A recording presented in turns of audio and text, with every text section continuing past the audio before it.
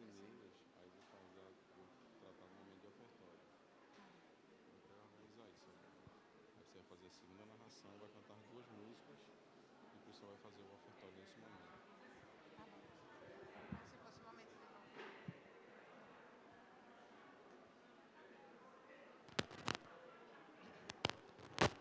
Eduardo.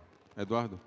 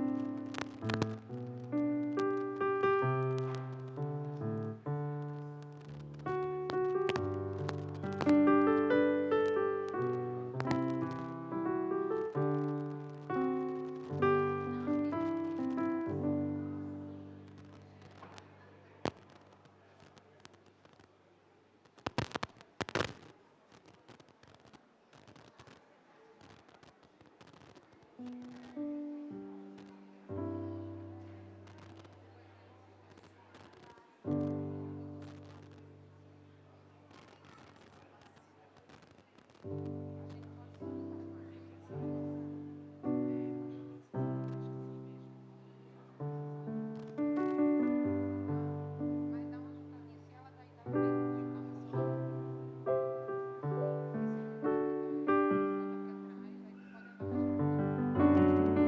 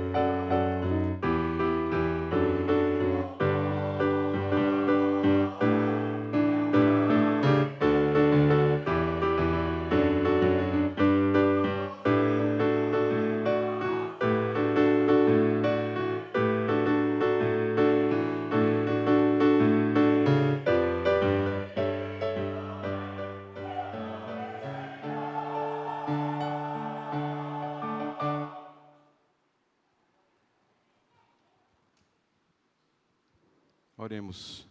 Bendizemos o teu santo nome, Senhor, e somos gratos a ti pelo privilégio que o Senhor nos concede de estarmos juntos nesta manhã, celebrando, Senhor, louvando e rendendo louvores às nossas vidas submetidas ao Senhor.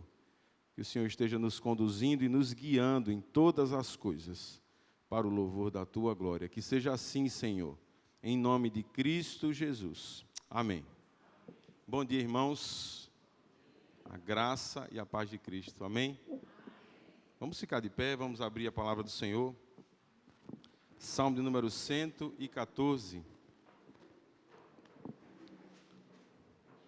Nós faremos essa leitura de forma uníssona. Vamos ler juntos. Salmo de número 114.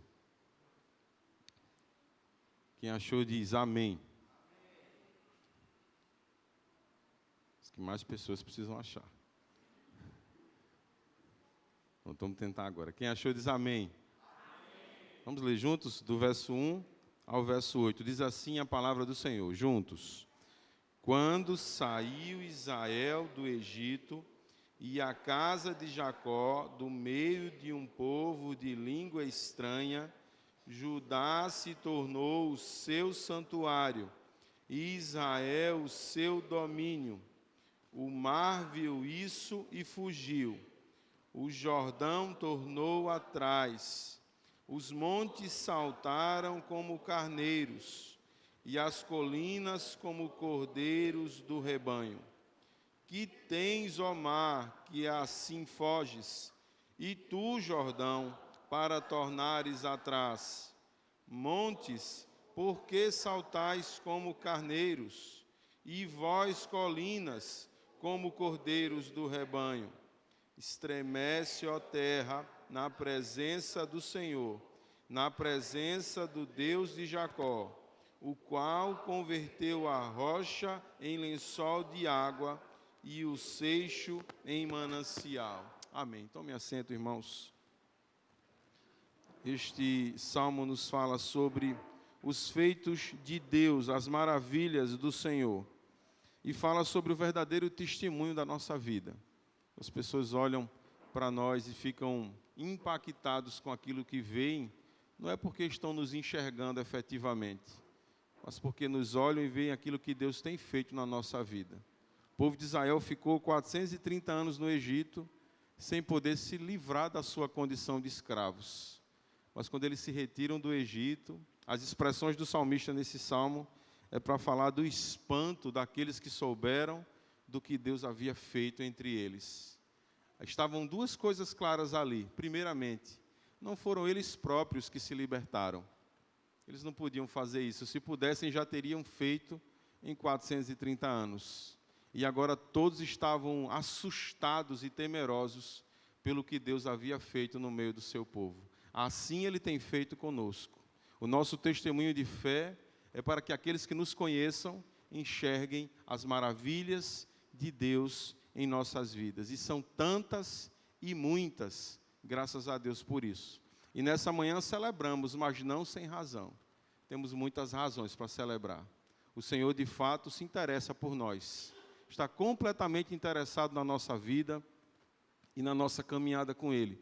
Por isso, estamos aqui para nos submetermos inteiramente a Deus. Não apenas cantar, não apenas participar desse momento juntos, mas fazendo isso rendidos ao Senhor, submetidos a Deus de fato, reconhecendo que qualquer coisa que tenha acontecido de boa na nossa vida é por causa do Senhor, é por causa das muitas misericórdias dEle. Portanto, vamos novamente nos socorrer das misericórdias do Senhor, curvar as nossas cabeças e silenciosamente fazermos a nossa oração de confissão ao nosso Deus. Vamos fazer isso agora, de forma silenciosa, orarmos a Deus, pedindo perdão pelos nossos pecados e direção para o nosso tempo aqui de adoração, para a glória do Senhor.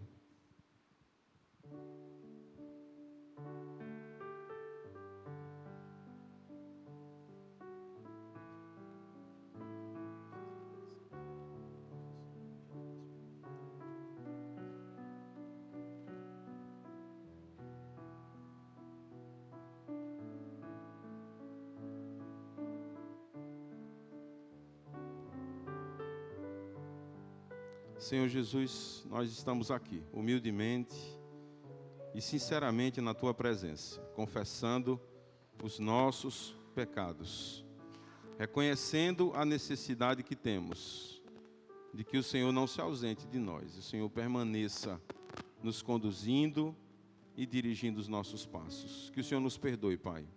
Que seja sincera a nossa confissão, para que possamos obter do Senhor perdão verdadeiro, para a glória do Teu nome.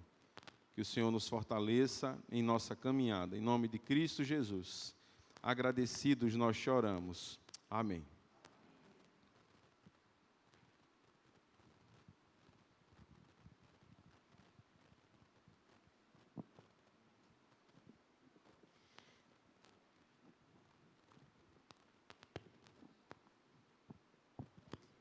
Jesus seguiu pelo vale deserto até chegar ao topo do Calvário. Lá, os soldados o pregaram numa rude cruz de madeira e o colocaram entre dois ladrões. Deus, o Criador da terra e céus, permitiu que Jesus padecesse sede. Esse mesmo Deus, que como um grande artista, encheu de cores esta terra, o permitiu ficar nu e não atentou ao seu pranto. Não é de se admirar que o céu tenha se tornado escuro. Não é de se admirar que o sol tenha se escondido. Não é de se admirar que a terra tenha estremecido. Não é de se admirar que as rochas tenham se rachado. Elas eram menos duras do que o coração das pessoas naquele dia. Mas que grande demonstração de amor, morrer na cruz por nós. Que vida incrível e que mistério extraordinário. Mas agora acabou. Tudo acabou.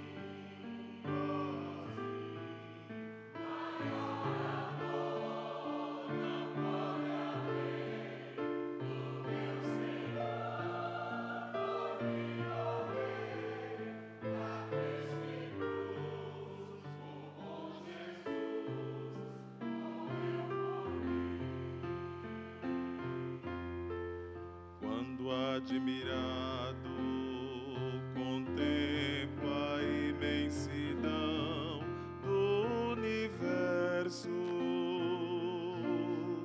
Como entender que o grande Deus pensasse em mim? Maior que a minha admiração é o grande dom da redenção.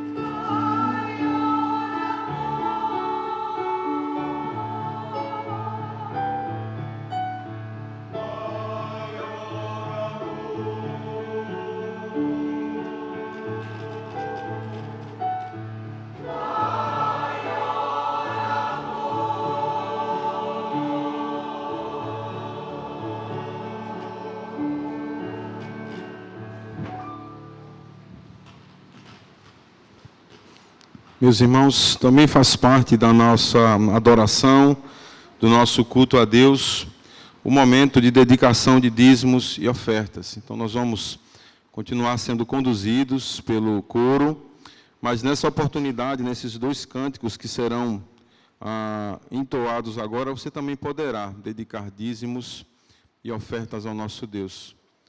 Eu estou tentando visualizar onde foi posto o gasol, está no chão aqui. Pode colocar sobre a mesa aqui. Pronto, irmãos, esse é o momento onde estaremos dedicando dízimos e ofertas ao nosso Deus, enquanto somos novamente conduzidos pelo coro.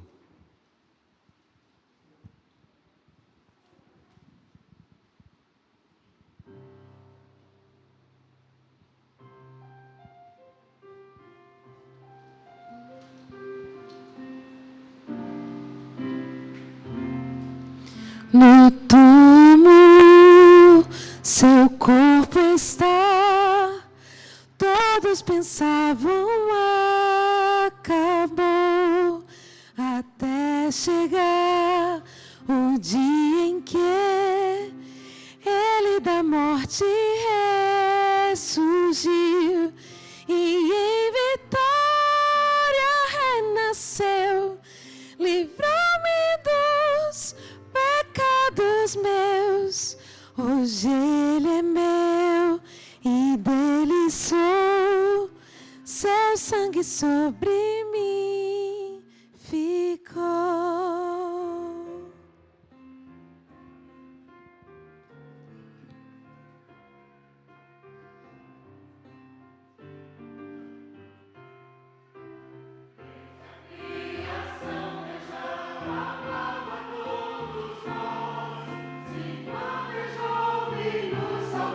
Nossas lágrimas secam, e aqueles que não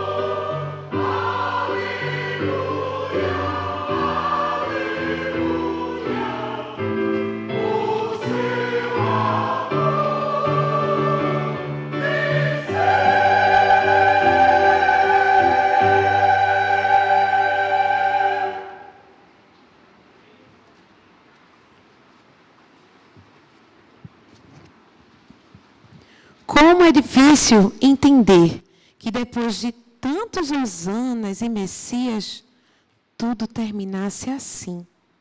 Mas ao terceiro dia, como havia dito, ele ressuscitou, pois ele é o Senhor da vida.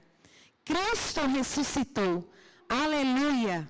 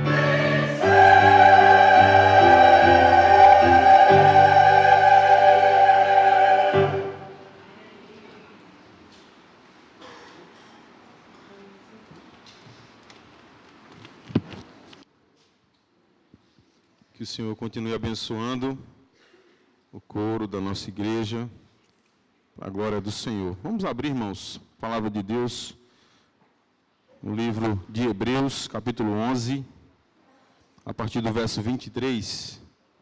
Hebreus, capítulo 11, a partir do verso 23.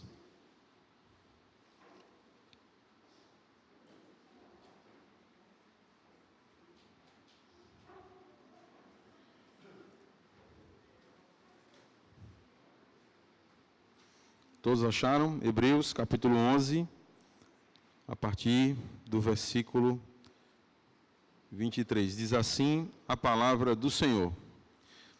Pela fé, Moisés, apenas nascido, foi ocultado por seus pais durante 3 meses, porque viram que a criança era formosa. Também não ficaram amedrontados pelo decreto do rei.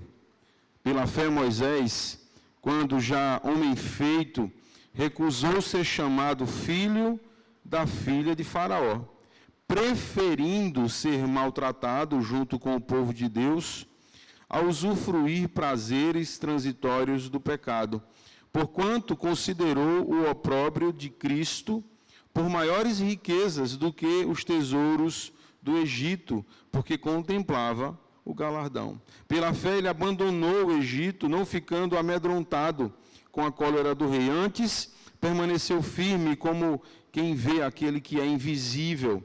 Pela fé, verso 28, celebrou a Páscoa e o derramamento do sangue, para que o exterminador não tocasse nos primogênitos dos israelitas. Pela fé, atravessaram o Mar Vermelho como por terra seca.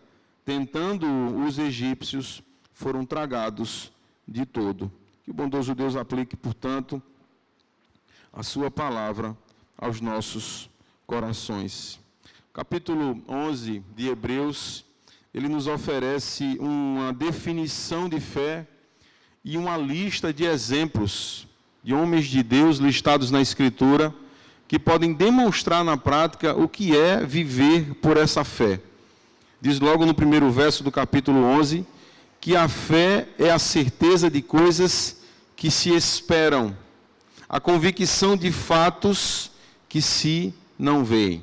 E a partir daí ele começa a listar vários nomes, e a partir do verso 23 que lemos, ele começa a tratar especificamente de Moisés. Moisés como um exemplo de fé. E ele vai narrar vários fatos e vários momentos da fé de Moisés, não da sua vida de modo geral, mas da sua fé. Esse trecho que nós lemos divide a trajetória de Moisés exatamente como a sua história faz. Conta como ele, antes de fugir para o Egito, depois de ter matado um egípcio, e depois quando ele retorna, depois de ele regressar do Egito, depois de ter do deserto de Midian, depois de ter passado 40 anos fora do Egito, quando ele retorna, e agora para efetivamente cumprir o propósito de Deus por meio da sua vida.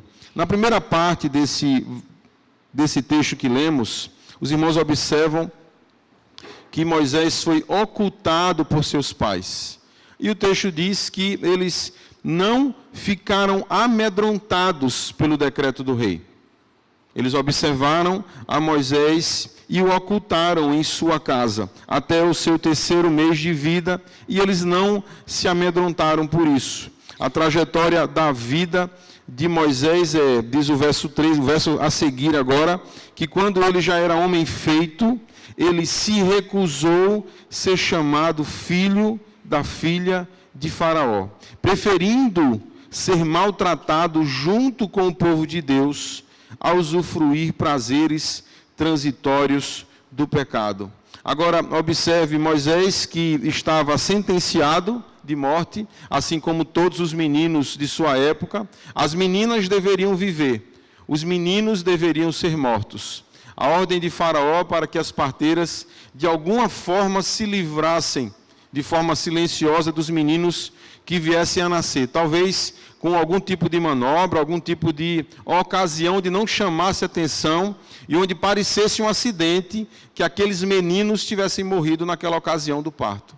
diz o texto que as parteiras não obedeceram ao rei e o povo de Deus continuou nascendo e crescendo e se fortalecendo e florescendo, diz o texto.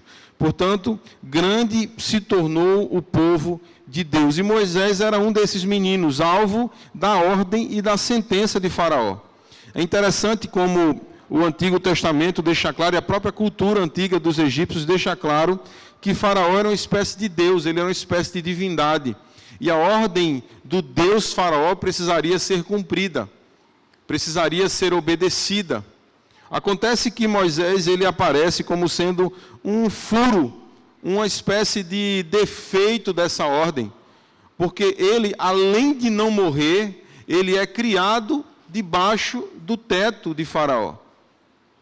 A filha de Faraó o recolhe da margem do rio e dá um nome para ele, lhe dá a ocasião de ser amamentado por sua própria mãe, e quando ele regressa, diz o texto, ele vai ser educado segundo a cultura do Egito. Quando Estevão está tratando sobre esse texto, ele vai dizer que Moisés foi instruído em toda a ciência dos egípcios. Ele foi completamente instruído, e os irmãos bem sabem que o Egito, naquele contexto, era grandemente desenvolvido. Já se sabe já há algum tempo que até a própria cultura, a ciência, o conhecimento europeu, do mundo ocidental, em muito foi aprendido e desenvolvido a partir do que aconteceu no Egito Antigo, a ciência, as artes, as línguas, a própria matemática. Então Moisés recebe toda essa instrução. Quando ele é amamentado e desmamado e é recebido pela filha de Faraó, ele até os 12 anos tinha que estar pronto para entrar numa espécie de escola superior. Ele receberia treinamento. Então ele começa a ser treinado em artes, em ciências, em línguas, em matemática, de tal modo que aos 20 anos ele teria que estar pronto para dar o próximo passo. Ele teria que entrar numa espécie de seminário sacerdotal. Ele teria que ser introduzido nos mistérios do templo, teria que aprender os rituais de Ra, de Osíris, de Pitá. Então, quando Moisés chega aos 40 anos, ele deveria estar finalizando a sua ampla e vasta instrução, se tornando uma espécie de doutor em ciências, de doutor em literatura, de doutor em teologia daquele contexto egípcio. Agora ele podia assumir funções de governo. Agora ele podia desenvolver ações e ocupar cadeiras de prestígio dentro do contexto dos egípcios. Ele era filho da filha de Faraó. Acontece que quando o texto que lemos se desenvolve, diz que pela fé, ele se recusou. A palavra recusou aqui, ela tem dois aspectos. Primeiro, de que houve a insistência para que ele não fizesse isso. Não faça isso, Moisés. Não rejeite a sua vida, a sua formação, a sua carreira, a sua história está pronta e preparada. Não recuse isso. Todavia, diz o texto, que ele recusou. A palavra recusou tem uma outra conotação aqui também, a ideia de que ele negou o que ele era. Como ele era reconhecido entre os egípcios? Ele era reconhecido como filho da filha de Faraó.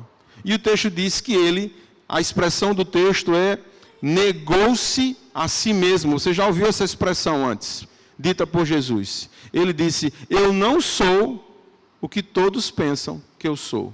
E acontece que o texto diz que ele preferiu, olha a expressão que o escritor aos Hebreus vai usar, ele preferindo ser maltratado para ser quem ele era, segundo a pessoa de Deus e a sua verdadeira origem, junto com o povo de Deus, ele preferindo ser maltratado com o povo de Deus, a usufruir prazeres transitórios do pecado. Portanto, Moisés, quando já em sua vida adulta, aos 40 anos, já formado, já passando por todo esse treinamento, podendo simplesmente agora usufruir de todo o benefício e todo o fruto que a sua carreira e formação lhe proporcionaria, diz o texto, ele recusou ser quem ele não era. Ele rejeitou ocupar e desfrutar dos benefícios e prazeres transitórios do pecado para sofrer, para ser maltratado juntamente com o seu povo. Veja que a seguir ele diz, porquanto ele considerou o opróbrio de Cristo por maiores riquezas do que dos tesouros do Egito, porque contemplava o galardão. Preste atenção que o escritor aos Hebreus parece estar fazendo uma confusão aqui, porque Moisés está preferindo ser maltratado junto com o povo de Deus, e a explicação que o escritor aos Hebreus vai dizer é, e por que ele prefere isso? Em primeiro lugar, porque ele recusou ser o filho da filha de Faraó, não era quem ele era. Mas em segundo lugar, porque ele considerava e ele avistava um galardão que se ele o esperasse, a espera por esse galardão que ele avistava, que não podia ser visto, mas que ele avistava, valia a pena esperar por ele, ainda que no presente a situação fosse de sofrimentos e de aflições, porquanto considerou o opróbrio de Cristo. O que o escritor aos Hebreus está dizendo, para que você entenda melhor, é que Moisés, ao recusar, o preço de ter recusado ser o filho da filha de Faraó, foi padecer antecipadamente os sofrimentos de Cristo, assim como aconteceu com os discípulos, que ao sofrerem perseguição, ao serem açoitados e muitas vezes terem sido espancados, diz o texto, eles se alegravam por partilharem dos sofrimentos de Cristo. Portanto, diz o texto que o que está acontecendo é que Moisés está olhando para frente e está vendo algo que ninguém mais está vendo. Ele está vendo como algo que se parece invisível. Antes, diz o texto, ele permaneceu firme como quem vê aquele que é invisível.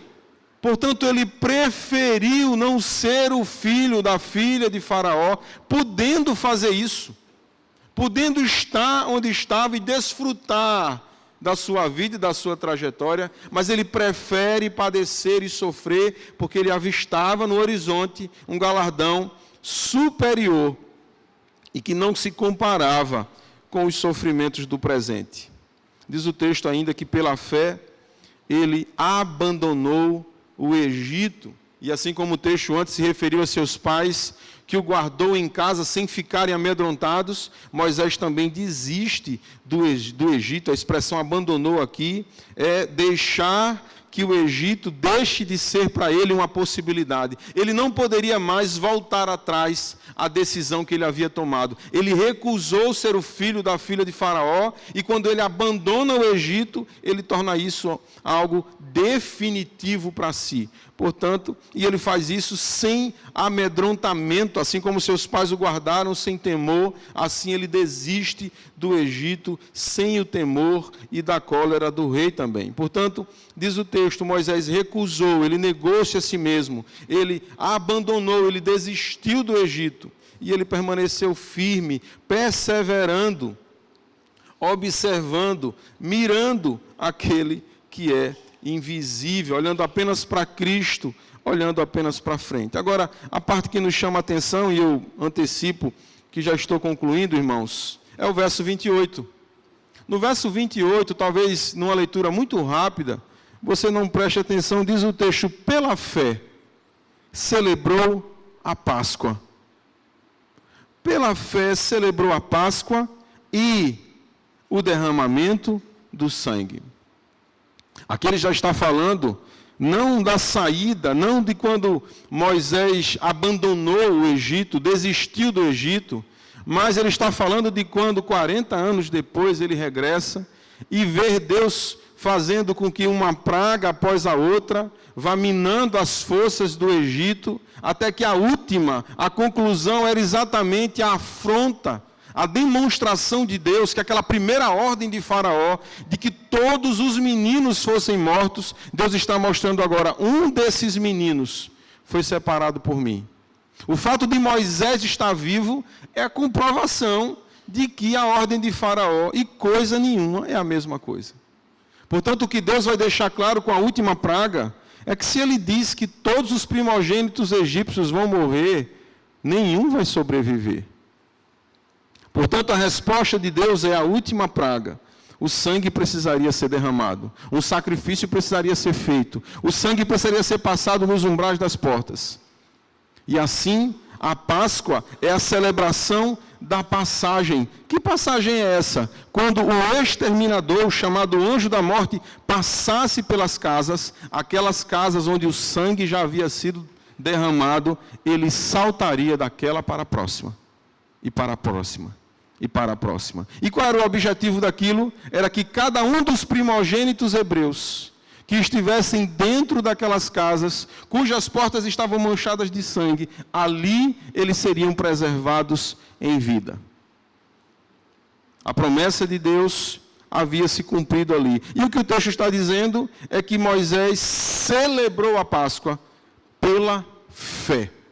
Ele instituiu a Páscoa, ele a celebrou pela fé. A ideia de celebrar aqui, eu não preciso explicar muito, é a ideia de festejá-la, de alegrar-se nela. O anjo, o exterminador, vai passar e nós vamos celebrar o livramento do Senhor. Só que essa palavrinha que aparece antes, essas duas palavrinhas que aparecem no início do verso 28, dizem o seguinte: pela fé ele celebrou a Páscoa. Significa dizer que ele celebrou a Páscoa exatamente como descreve o primeiro versículo do capítulo 11.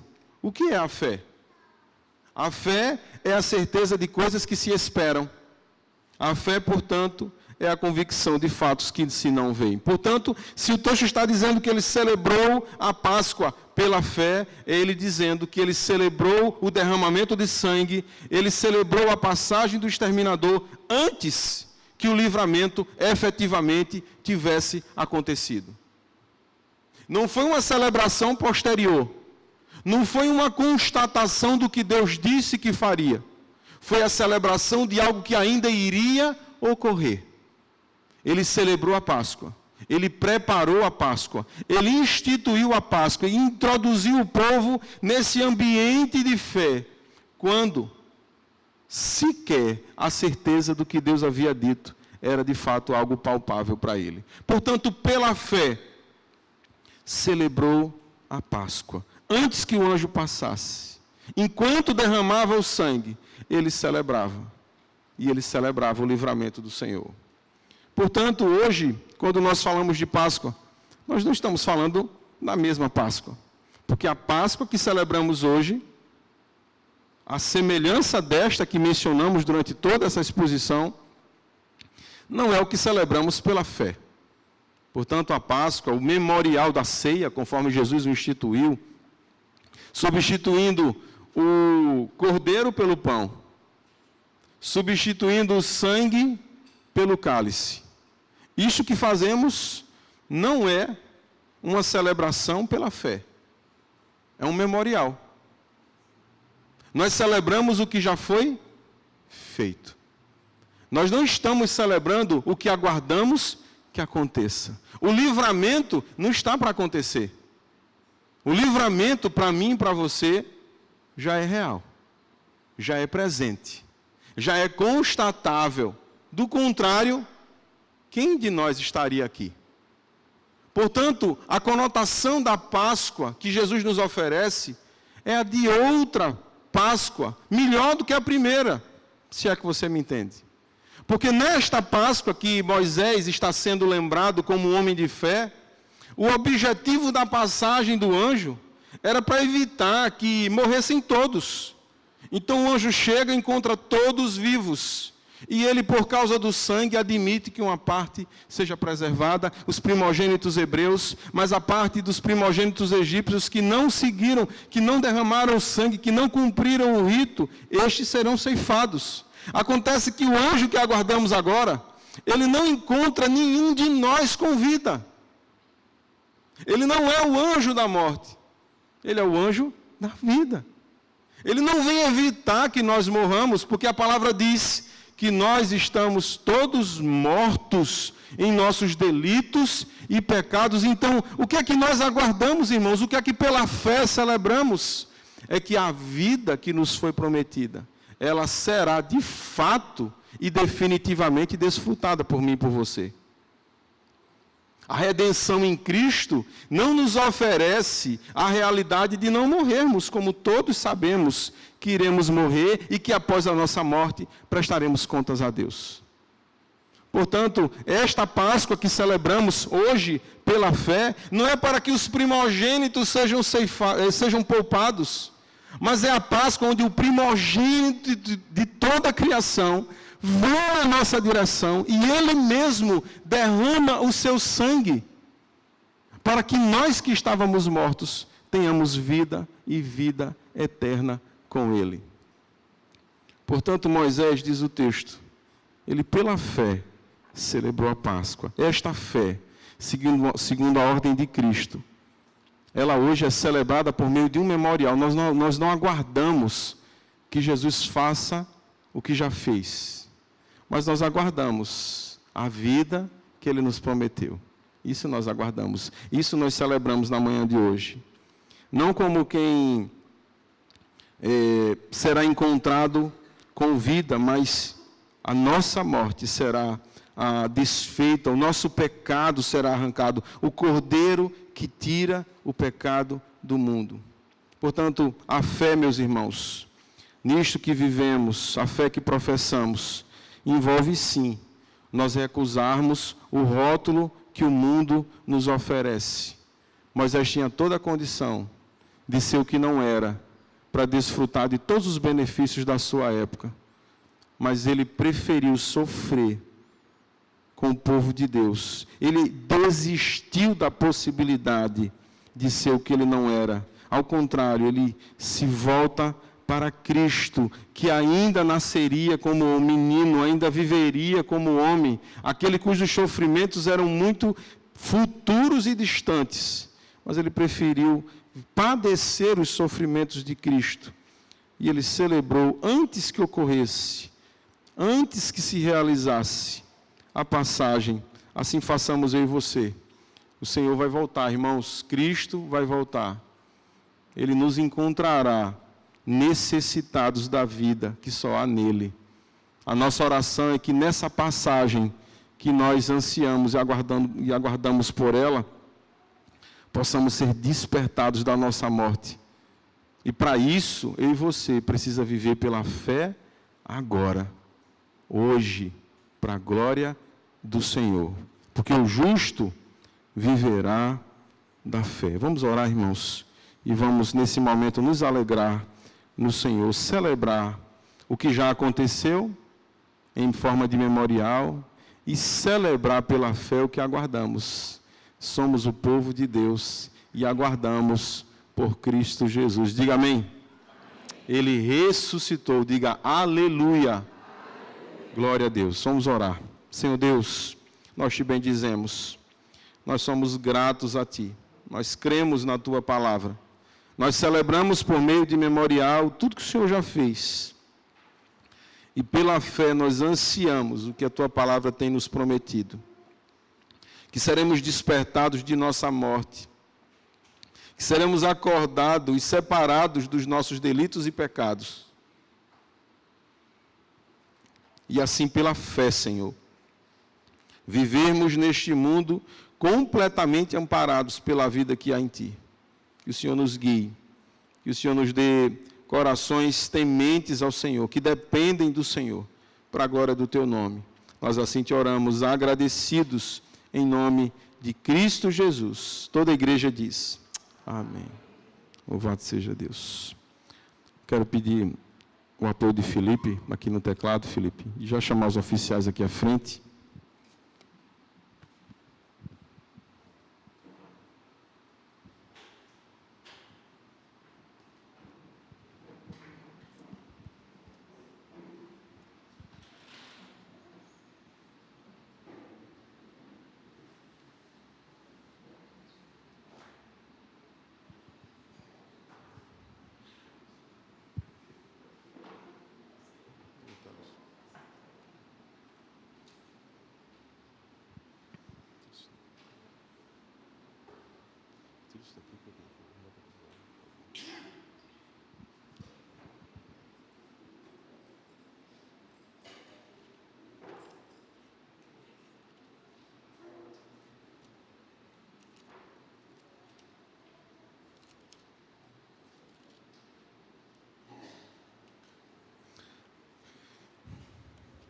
Primeira Coríntios 11, verso 23, está escrito assim: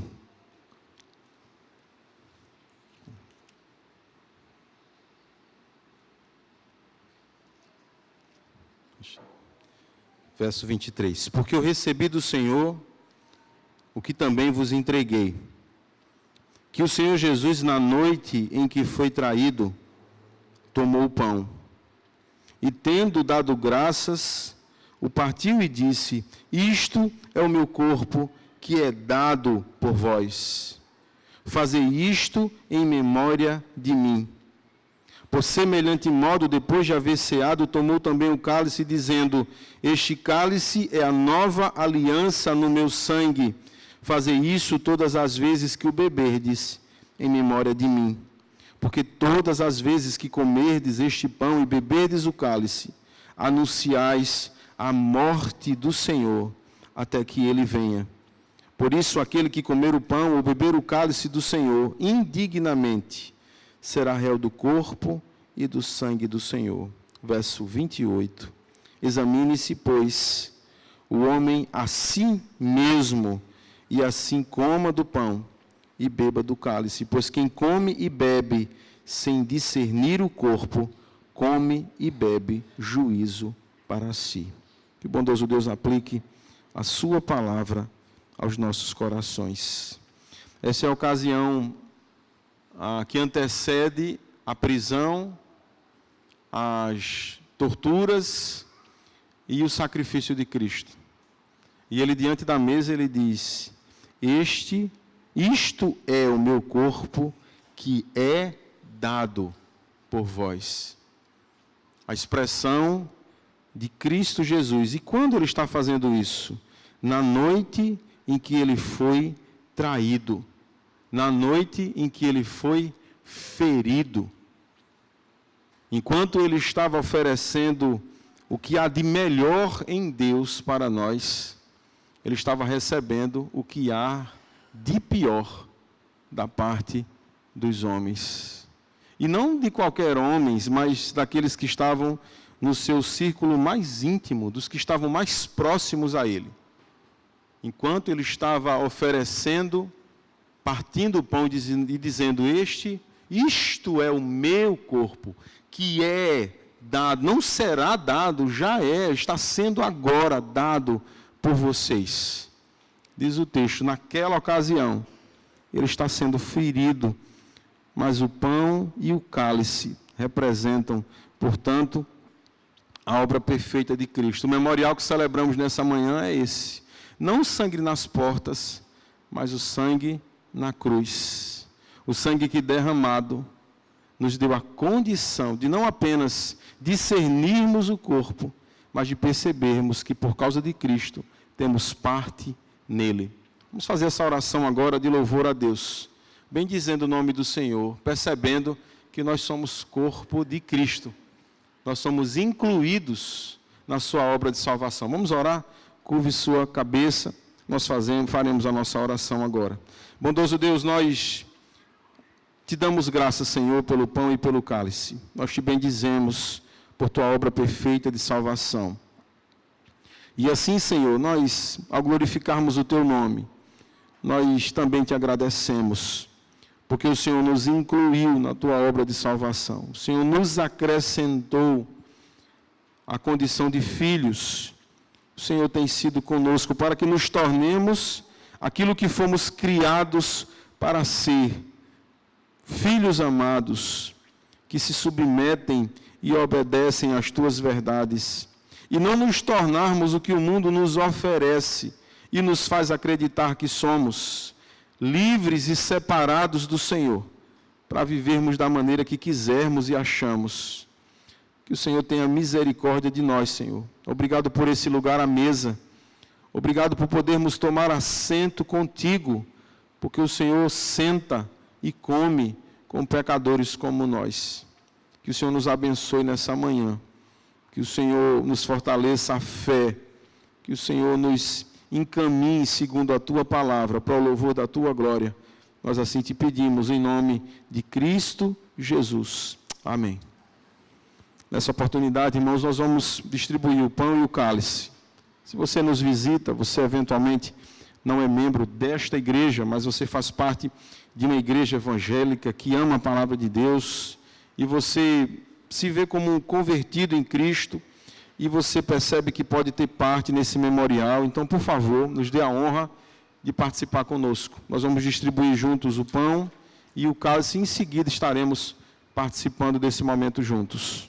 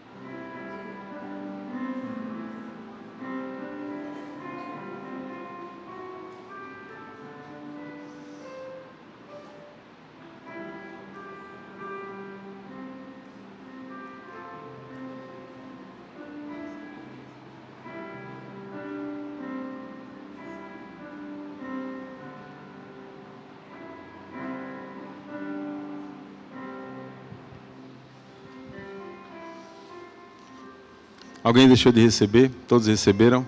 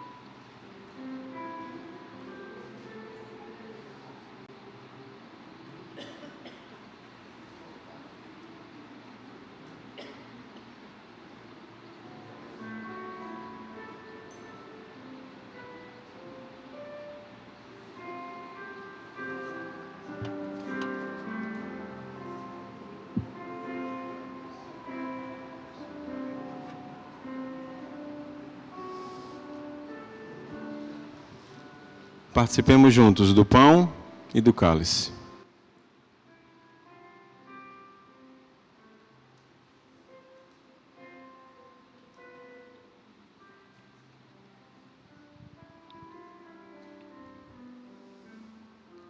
Nós te bendizemos, Senhor, e te damos graças. Somos gratos a ti, Senhor, por tua obra perfeita realizada em nossas vidas.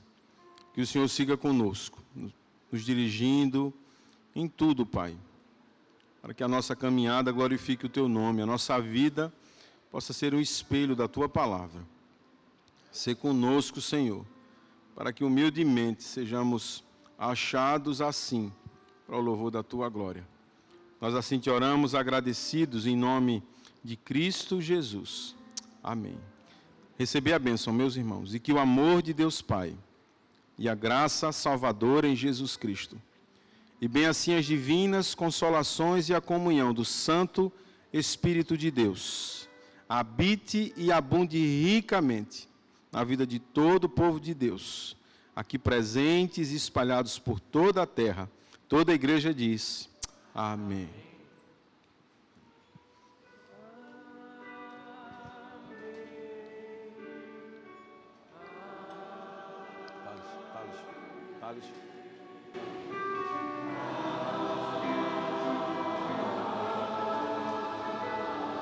Tira essa mesa daqui, mano, para o pessoal.